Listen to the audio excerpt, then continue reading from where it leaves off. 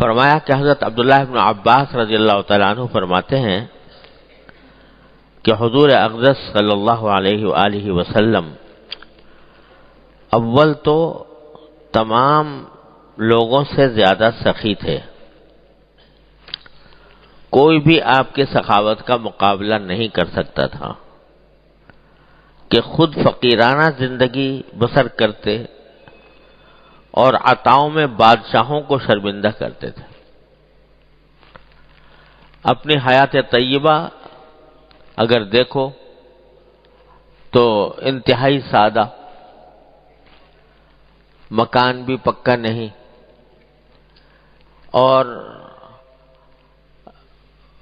بستر بھی معمولی، تکیہ بھی معمولی، لباس بھی عام طور سے معمولی انداز کا۔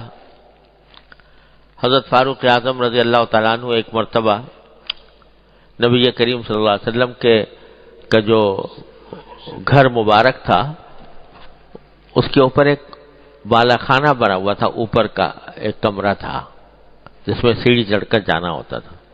عام طور سے تو قیام نیچے رہتا تھا گھر میں، لیکن کبھی خاص مواقع پر آپ کا اس اوپر کے کمرے میں بالا خانے میں بھی قیام فرمانا منقول ہے۔ ایک مرتبہ آپ کے پاؤں میں چوٹ لگ گئی تھی، اس کی وجہ سے اوپر مقیم رہے تھے۔ ایک مرتبہ اور بھی اپنے ازواج مطہرات سے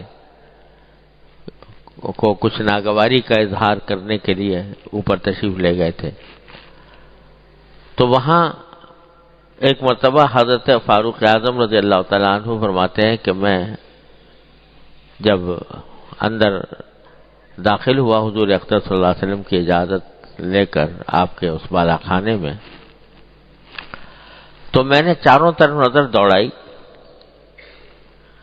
تو عجیب منظر نظر آیا کہ ایک تو آپ لیٹے ہوئے تھے ایک ایسے بان کی چارپائی پر جس پر کوئی گدا بھی پڑا ہوا نہیں تھا، ننگی چارپائی،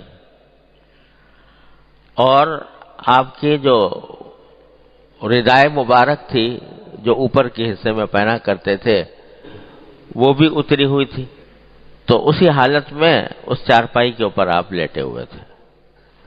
اس کا نتیجہ یہ تھا کہ جو چارپائی کے جو بان تھے ان کے نشانات آپ کے جسم مبارک پر نظر آ رہے تھے۔ اگر آدمی کوئی ننگی چارپائی پر ننگا لیٹ جائے بغیر کپڑے کے تو بانوں کے نشان انسان کے جسم پر نظر آئیں گے۔ تو اس حالت میں نے دیکھا کہ وہ بان، اب چارپائی الفاظ تو اس میں یہ آئے ہیں حدیث میں کہ وہ چٹائی کے نشان تھے، چٹائی کے اندر جو نشان ہوتے ہیں وہ آ گئے تھے۔ اب وہ پتہ نہیں چارپائی کے اوپر تھی وہ چٹائی یا زمین پر تھی، بظاہر زمین پر ہوگی، شاید چارپائی کا ذکر نہیں ہے وہاں پر۔ تو اس چٹائی کے اوپر لیٹے ہوئے تھے اور چٹائی کے اندر جو نشان ہوتے ہیں نا وہ آپ کے جسم مبارک پر پڑے ہوئے تھے۔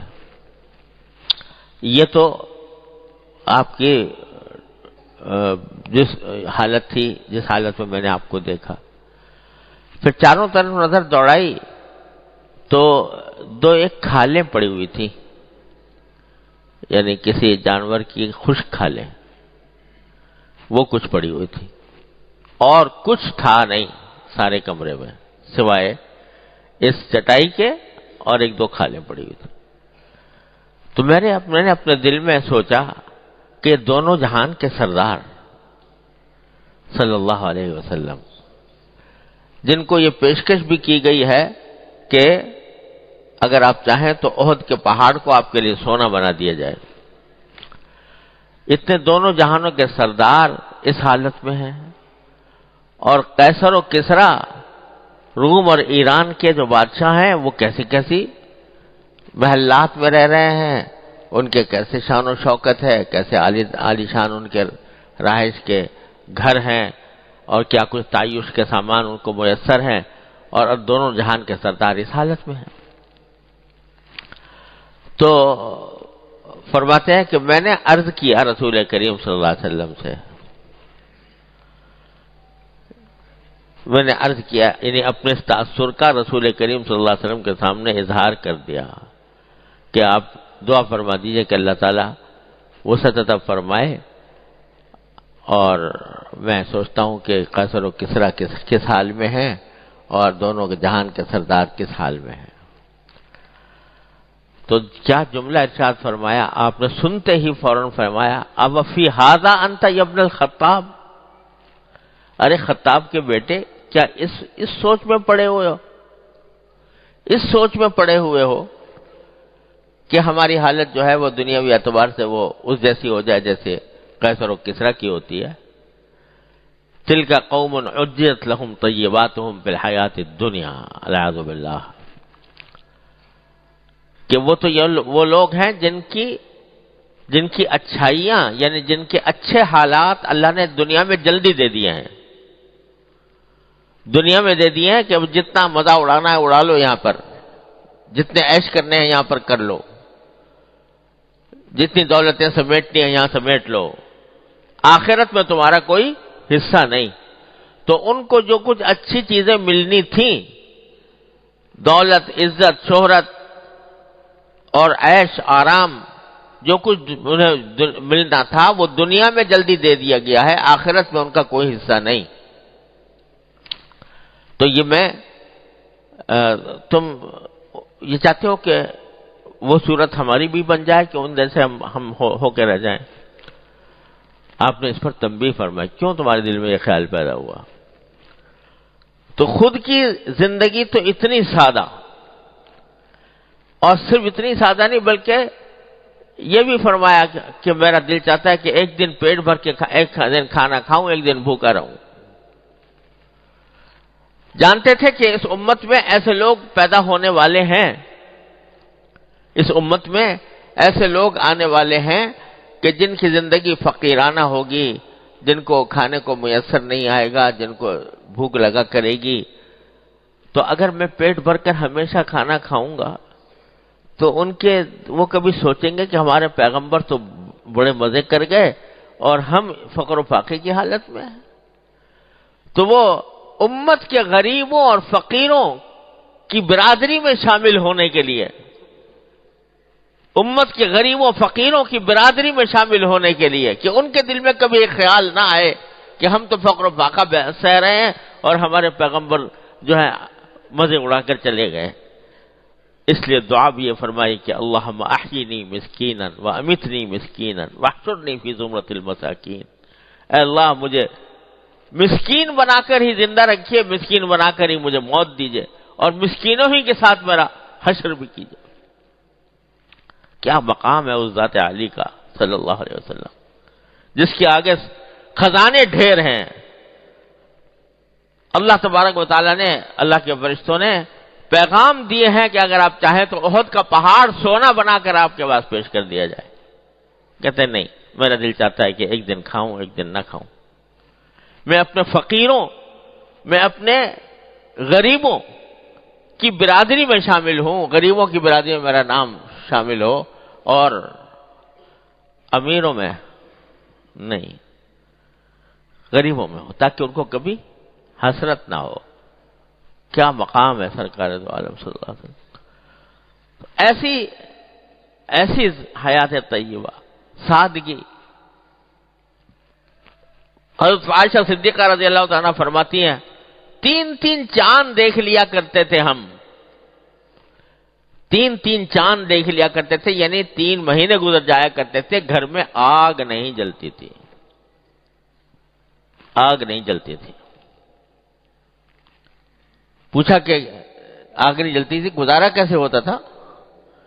فرمایا کہ بس 2 چیزیں ہوتی تھیں، الاسودان التمر والماء، کھجور اور پانی۔ کھجور کھا لی، پانی پی لیا، اللہ اللہ خیر صلی اللہ۔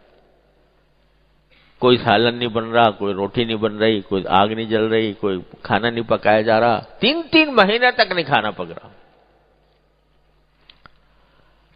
ساری زندگی گندم کی روٹی تناول نہیں فرمائی. گندم کی روٹی پیٹ بھر کر نہیں کھائی کبھی. کاہے کی روٹی؟ جو کی روٹی. جو کی روٹی کھاتے تھے. اور فرماتے ہیں صحابی رضی اللہ تعالی عنہ فرماتے ہیں کہ کبھی نبی کریم سرور دو عالم صلی اللہ علیہ وسلم نے لا خبز لہ مرقق، کبھی چپاتی نہیں بنائی گئی، پتلی روٹی کبھی نہیں بنائی گئی. لا خبز لہ مرقق. اور نہ کبھی آپ نے کسی چھوٹی چھوٹی پیالیوں میں، جیسے اچار چٹنی وغیرہ ایسی چیزیں رکھی جاتی ہیں جس سے کہ ذرا بھوک کھلتی ہے اور کھانے میں مزہ آتا ہے، کبھی ایسی پیالیوں میں کھانا نہیں کھایا. تو خود کی حیات طیبہ تو ایسی سادی، کھانا سادہ، رہائش سادہ،